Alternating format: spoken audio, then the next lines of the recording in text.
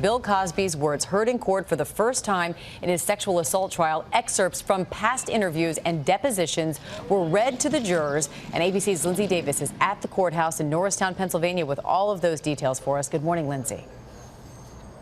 Good morning, Amy. We've heard the she said. Now we're starting to hear the he said, Bill Cosby's version of events. One thing that jurors heard yesterday when the deposition, a portion of the deposition was read aloud in court yesterday, was Cosby saying that when Andrea and her mother started questioning him about what kind of pills he gave to Andrea, he says he never ended up telling them because he was starting to feel attacked. For the first time, jurors are hearing Bill Cosby's side of the story, but not from him directly. Excerpts from a 2005 police interview transcript were read to them by a Pennsylvania police sergeant.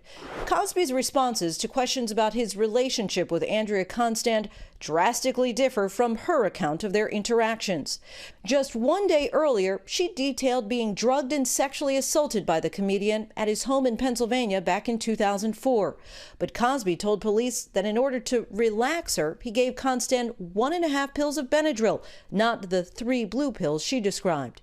The sergeant read aloud this Q&A between police and Cosby about the night of the alleged assault. Did she tell you to stop? No. Did she push you away? No. Was Andrea conscious and awake? Yes. Why did the petting stop? I never intended to have sexual intercourse with Andrea Constand. We were petting. I enjoyed it. We stopped, and then I went up to bed.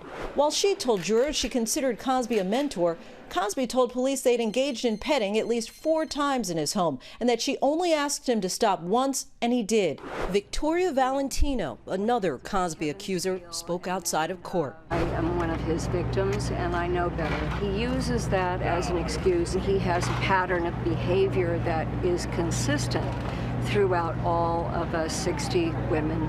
Jurors also listened intently as a detective started reading graphic excerpts from the deposition Cosby gave in 2005, where he explained why he gave Andrea pills. The reason I gave them to Andrea is that she was talking about stress. I wanted her to be comfortable and to go to sleep after we had our necking session.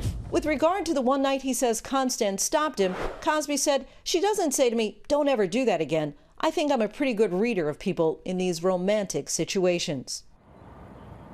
One headline that has dogged Bill Cosby since the start of this trial is the absence of his wife of 53 years, Camille Cosby.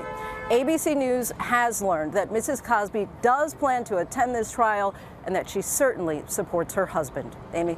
All right, Lindsay, thanks so much. And veteran felony prosecutor Nancy Grace joins us now from Atlanta with more on this. And Nancy, we just heard that reporting from Lindsay. Does it impact the jury whether or not Camille Cosby is sitting in that courtroom or not? Oh, it absolutely will impact the jury. I have tried felony cases both ways, with and without the victim's family or friends or supporters present in the courtroom. It means a lot to the jury to turn around and look out in that courtroom and see who is or is not supporting the defendant. It would give the impression that Camille Cosby does not believe her husband and that she's angry over this felony prosecution. I have always suspected that she will show up during the defense case to make her not the center of attention as the state is unfolding a very, very difficult case for her to hear. Let's talk about the state's case. We heard from Cosby in past interviews and depositions. We know he's not going to take the stand himself, but talk about what the impact was, how the prosecution did with those excerpts. They did really well, and of course the defense camp, I believe, has leaked rumblings that Cosby may take the stand. He's not going to take the stand. He'll be sliced up like a Thanksgiving turkey on a silver platter on cross-examination. I imagine if they did leak that, it would be to throw off the state, so they'd have to scurry the night before to prepare a cross-examination for Cosby instead of focusing and honing in on what they've got to do. Now, the jury has heard his story through, not by him, of course, he's not taking the stand, but through prior statements about Constand.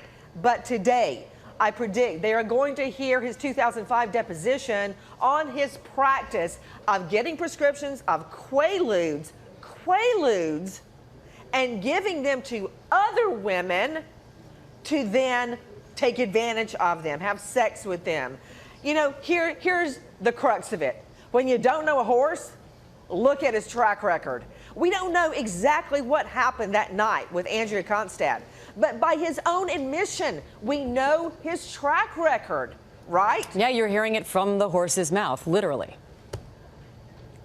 Yes, exactly. And there's no two ways to interpret it because he is saying it. And you know another thing about prior victims, all these alleged 60-plus victims of Cosby's, we're not going to hear from them. But we did hear from one, Kelly Johnson, and it brought to mind the dichotomy of rape victims. I've had them on the stand just break down, sobbing, bending over where they couldn't even speak.